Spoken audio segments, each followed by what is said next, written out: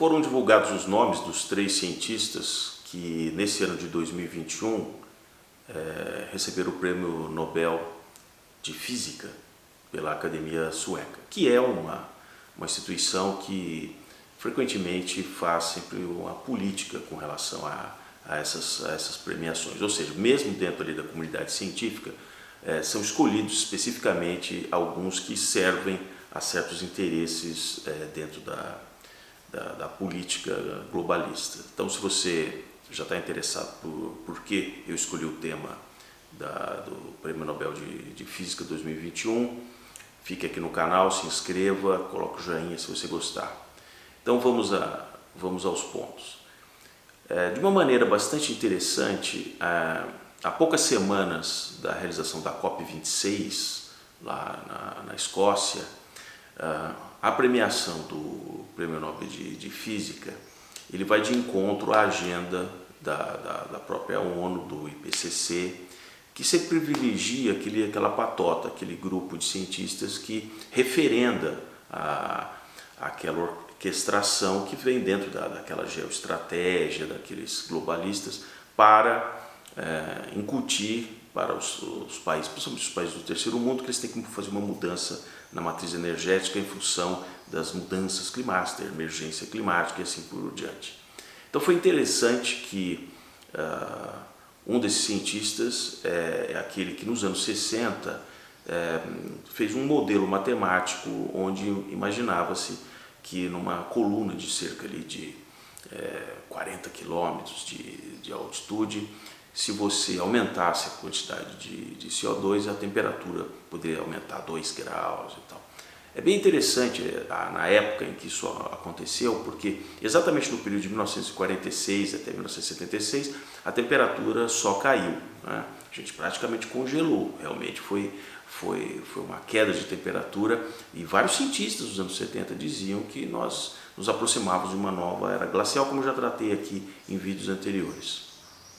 O que esse cientista, quando você monta um modelo matemático desse, ele já pressupõe uma ideia que ele está na cabeça e ele constrói um modelo simplesmente para referendar o que ele já pensa.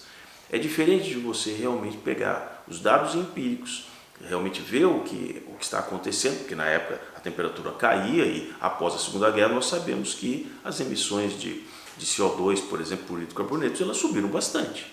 Então, o próprio modelo dele ia contra aquilo que as evidências estavam mostrando. Olhando no espectro mais longo da humanidade, e sempre houve picos da concentração de CO2, que hoje possa estar ali na faixa de 400 e poucas partes por milhão, né, de partículas que estão na atmosfera. No passado, dados indicam que pode ter havido 3 vezes mais concentração e não havia necessariamente o efeito antropogênico, que é aí que entra a grande questão.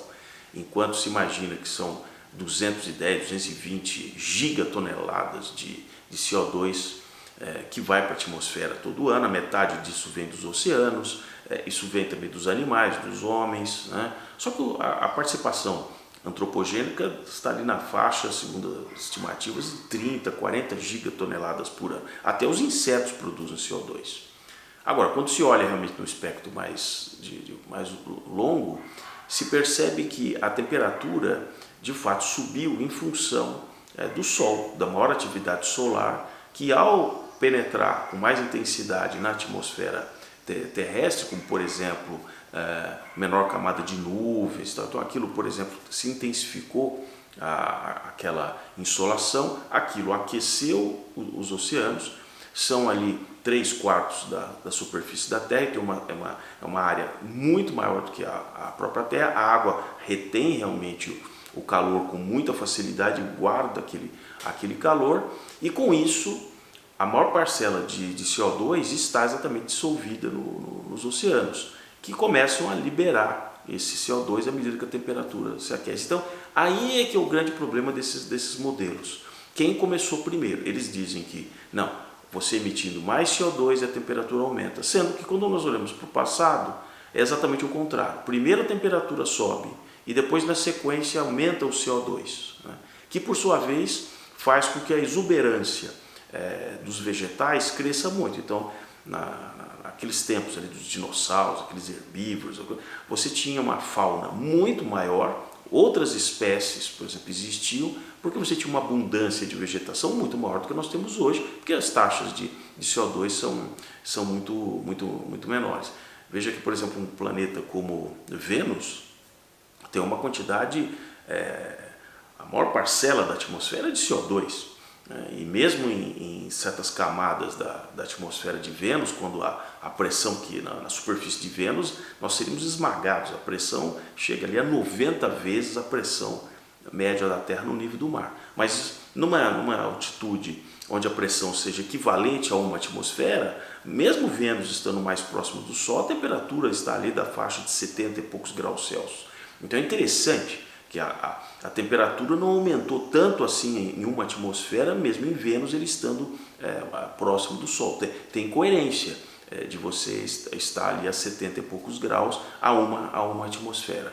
São todos os questionamentos que não aparecem realmente nem na Academia Sueca, nem evidentemente vai aparecer na próxima reunião da ONU, da COP26, né? Mas se bate muito de que, olha, não, agora não há mais dúvida, agora nós aqui causamos o aquecimento global, né? O que vai acontecer em breve é que, pela circunstância da falta de energia e na ausência de você conseguir gerar energia por outras fontes como solar, eólica, na velocidade que o mundo precisa de energia, esses projetos vão ser postergados. Então essa tal emergência climática, vamos resolver tudo dentro de uma década, simplesmente isso vai cair por terra. E o que vai, à medida que o tempo está passando, mais cientistas mostram contraprovas de que a temperatura não está subindo pelo efeito antropogênico, que o clima no globo muda ao longo das épocas, isso sem dúvida é verdade, mas a questão realmente nós conseguimos fazer essa mudança. Recentemente tivemos uma erupção que ainda está ocorrendo, o derramamento de lava nas Ilhas Canárias. Vejam o tamanho, por exemplo, das colunas de fumaça, a quantidade de lava que foi jogada. A ilha, inclusive, está aumentando, porque na região onde aquela lava tocou o oceano, aquilo vai se solidificar e a ilha, inclusive, vai aumentar de tamanho. A quantidade de gás particulado que vai para a atmosfera, isso sim causa aumento de temperatura, mudança de composição na atmosfera, como isso sempre aconteceu. E não simplesmente porque nós estamos reduzindo o número de carros e tal. Essa questão de premiações políticas não é a primeira vez. Nessa área, por exemplo, das mudanças climáticas, em 1987 já havia sido dado o prêmio Nobel de Química para aqueles que diziam que a tal camada de ozônio, que na verdade é sempre uma falácia midiática, né, que na verdade não existe, o que existe é a ozonosfera, mas não camada de ozônio, e que os CFCs, que aquilo era um grande engendramento para tirar os produtos que já iriam ficar sem necessidade de pagamento de royalties, e precisava se substituir isso. Então essas empresas realmente fizeram um lobby muito grande para que se abandonasse os CFCs. Agora em 2021, no inverno da Antártida, só o tamanho da área com menos taxa de ozônio é maior do que a própria Antártida, que tem 12 milhões de quilômetros quadrados. E é claro que quando se vai questionar esses cientistas visionários que diziam que o problema era o CFC, que foi banido exatamente ali no final dos anos 80.